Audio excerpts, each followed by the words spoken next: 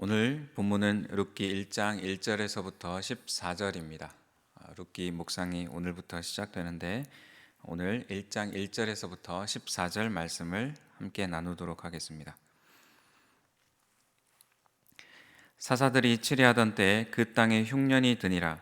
유다 베들레헴의 한 사람이 그의 아내와 두 아들을 데리고 모압 지방에 가서 거류하였는데 그 사람의 이름은 엘리멜렉이요 그의 아내의 이름은 나오미요 그의 두 아들의 이름은 말론과 기런이니 유다 베들레헴 에브라 사람이더라. 그들이 모압 지방에 들어가서 거기 살더니 나오미의 남편 엘리멜렉이 죽고 나오미와 그의 두 아들이 남았으며 그들은 모압 여자 중에서 그들의 아내를 맞이하였는데 하나의 이름은 오르바요 하나의 이름은 룻이더라. 그들이 거기에 거주한 지 10년쯤에 말론과 기런 두 사람이 다 죽고 그 여인은 두 아들과 남편의 뒤에 남았더라. 그 여인이 모압 지방에서 여호와께서 자기 백성을 돌보시사 그들에게 양식을 주셨다 함을 듣고 이에 두 며느리와 함께 일어나 모압 지방에서 돌아오려 하여 있던 곳에서 나오고 두 며느리도 그와 함께하여 유다 땅으로 돌아오려고 길을 가다가 나오미가 두 며느리에게 이르되 너희는 각기 너희 어머니의 집으로 돌아가라. 너희가 죽은 자들과 나를 선대한 것 같이 여호와께서 너희를 선대하시기를 원하며 여호와께서 너희에게 허락하사 각기 남편의 집에서 위로를 받게 하시기를 원하노라 하고 그들에게 입맞춤에 그들이 소리를 높여 울며 나오미에게 이르되 아니니이다 우리는 어머니와 함께 어머니의 백성에게로 돌아가겠나이다 하는지라. 나오미가 이르되 내 딸들아 돌아가라. 너희가 어찌 나와 함께 가려느냐. 내 태중에 너희의 남편 될 아들들이 아직 있느냐. 내 딸들아 되돌아가라. 나는 늙었으니 남편을 두지 못할지라. 가령 내가 소망이 있다고 말하든지 오늘 밤에 남편을 두어 아들들을 낳는다 하더라도 너희가 어찌 그들이 자라기를 기다리겠으며 어찌 남편 없이 지내겠다고 결심하겠느냐. 내 딸들아 그렇지 아니하니라. 여호와의 손이 나를 치셨으므로 나는 너희로 말미암아 더욱 마음이 아프도다 하매 그들이 소리를 높여 다시 울더니 오르바는 그의 시어머니에게 입맞추되 룻은 그를 붙쫓았더라. 아멘. 5월이 시작되었습니다. 가정의 달입니다. 그동안 바빠서 또 멀리 떨어져 있어서 또는 형편이 어려워서 여러 가지 이유로 가족들과의 만남이 또 연락이 멈춰져 있었다면 또 회복되는 시간 되기를 바라고 또 같이 살고 있지만 깊은 대화의 시간이 부족하거나 서로에 대한 관심이 식어져 있었다면 가족 간의 사랑의 온도가 따뜻하게 돌아오는 이 5월 한 달이 되기를 소망합니다. 오늘 본문인 룻기는 룻이라는 여인에 대한 이야기입니다. 이 여인은 이스라엘 사람이 아니라 모압 족속의 여인이었습니다. 이방인이었지만 시어머니 나오미를 따라 이스라엘이 머문 그 약속의 땅으로 들어오면서 후에 다윗 왕의 조상이 되기도 했습니다. 시기적으로 룻기는 사사들이 치리하던 때를 배경으로 합니다. 사사 시대는 우리가 알듯이 시간이 지날수록 이스라엘이 점점 더 영적으로 타락해 가던 그런 시기였습니다. 오늘 본문은 크게 두 부분으로 나눌 수 있는데 1절에서부터 5절은 엘리멜렉의 가족들이 모압으로 떠난 이야기가 나옵니다. 그리고 6절에서부터 12절은 나오미와 룻만 베들레헴으로 다시 돌아오는 것에 대해서 설명하고 있습니다. 첫 번째로 엘리멜렉의 가족들이 모압으로 떠난 이야기가 1절에서부터 5절까지 등장합니다.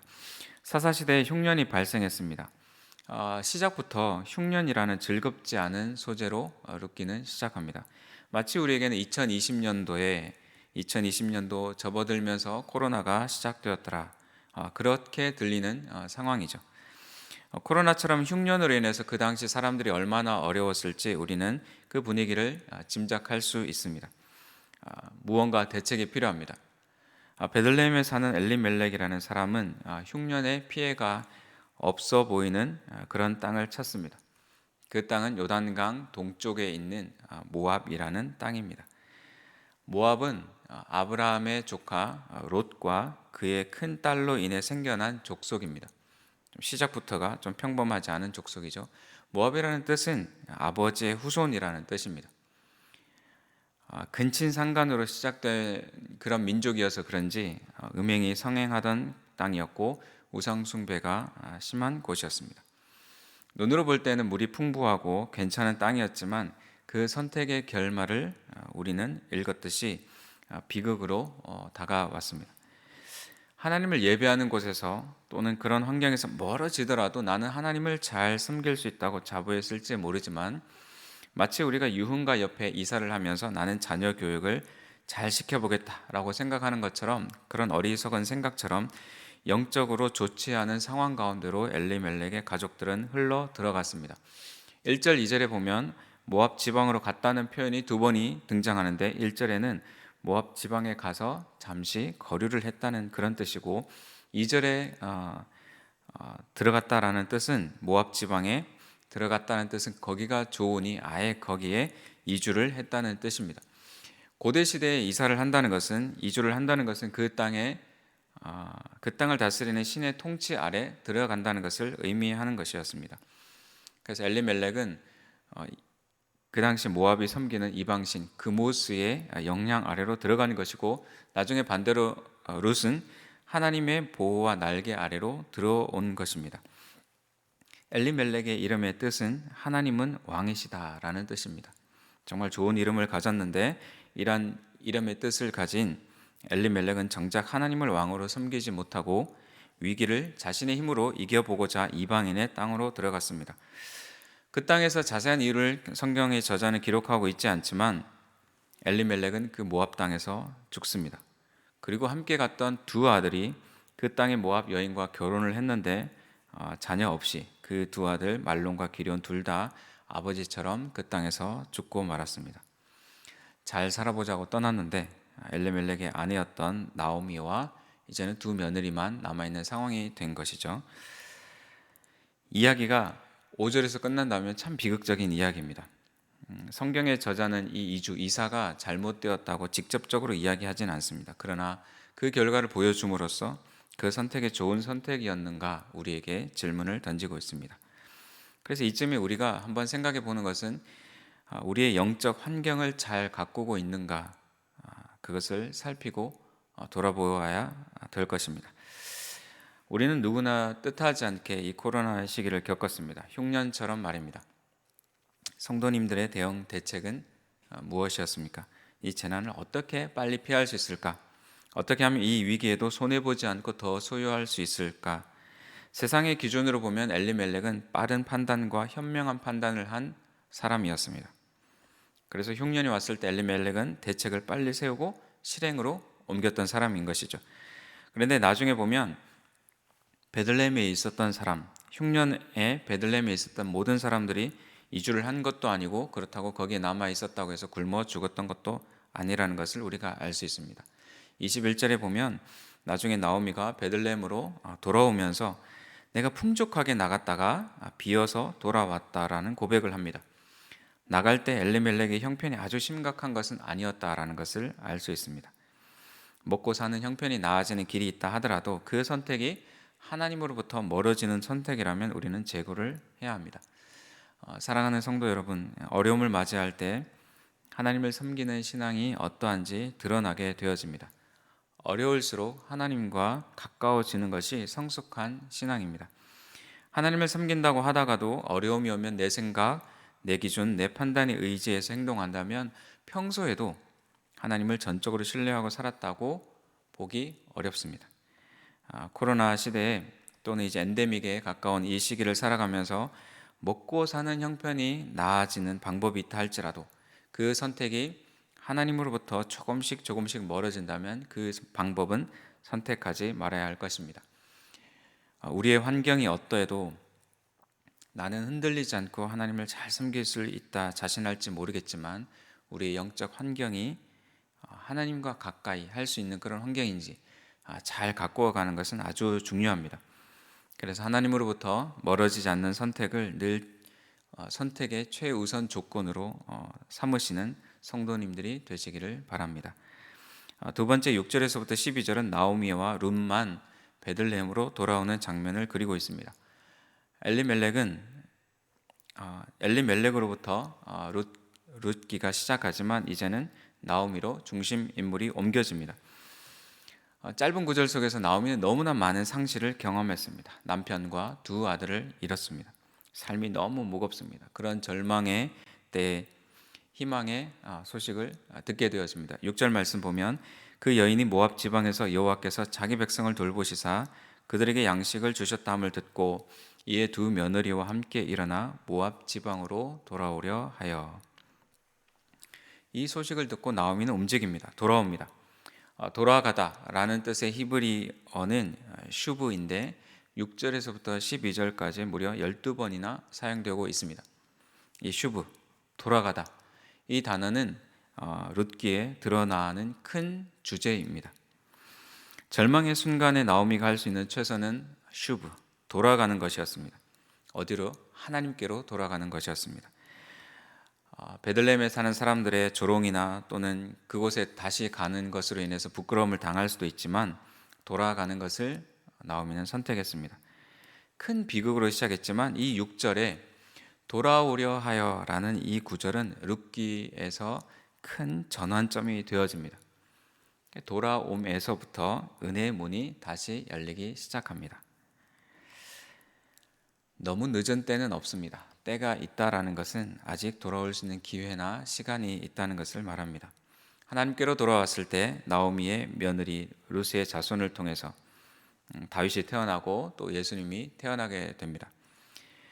우리가 성경에서 남자나 또는 선지자나 왕이나 족장이나 이런 유명한 사람이 아니어도 이 평범한 여인을 통해서 하나님이 큰 역사를 만들어 가시는 것을 우리는 룻기를 통해서 살펴볼 수 있습니다. 우리도 평범하지만 그런 우리 평범한 우리를 통해서 하나님은 큰 역사를 이루어 가십니다. 나오미는 자신을 따라 나선 두 며느리, 그 두 며느리를 친정으로 보내고 재혼을 하게 권면을 합니다. 근데 이 두 며느리는 나오미를 따르려 합니다. 10절에 보면 어머니의 백성에게로 들어가겠다도 아니고 돌아가겠다라고 표현을 하는데 두 며느리 입장에서는 베들레헴에서 떠나온 적이 없으니까 다시 돌아가는 것이 말이 안 되지만 마치 그곳이 고향인 것처럼 시어머니를 따라 이스라엘로 돌아가는 것이 마땅하다라고 여기며 시어머니를 따라갑니다. 나오미는 그 두 며느리에게 간곡히 두 며느리를 딸들이라 부르면서 되돌아가라라고 말합니다. 결국 오늘 읽었던 14절에 보면 오르바는 입맞추고 떠나고 룻은 나오미를 여전히 따라갑니다. 나오미는 룻을 통해서 하나님의 은혜를 경험합니다. 두 며느리 다 떠나도 할 말이 없고 또 나오미도 두 며느리를 향해서 떠나가라, 그것이 상식이다 이렇게 말하면서 떠나가는 것을 권면했지만 그럼에도 불구하고 따라오는 룻을 통해서 나오미는 은혜를 경험하는 것이죠. 며느리들이 볼 때 시어머니 나오미의 삶은 참 비극입니다. 그래서 시어머니를 따라간다는 것이 어떤 복을 보장받는 것도 아니고 이렇게 복이 없는 시어머니를 따르겠다, 곁에 있겠다는 것은 쉬운 결정이 아닙니다. 우리도 잘 되고 잘 나가는 사람들과 같이 있고 싶지 망하고 망한 그런 사람들과 같이 미래를 하겠다라는 것은 쉽지 않은 일입니다. 내일 이어지는 본문을 보면 나오미가 또 룻에게 돌아가라라고 하지만 결국에 같이 베들레헴으로 들어갑니다. 만약 나오미가 혼자 돌아가는 결론이었다면 그 심정이 어떠했을까요? 누구라도 한 명 같이 가는 것이 얼마나 큰 위로가 되어집니까?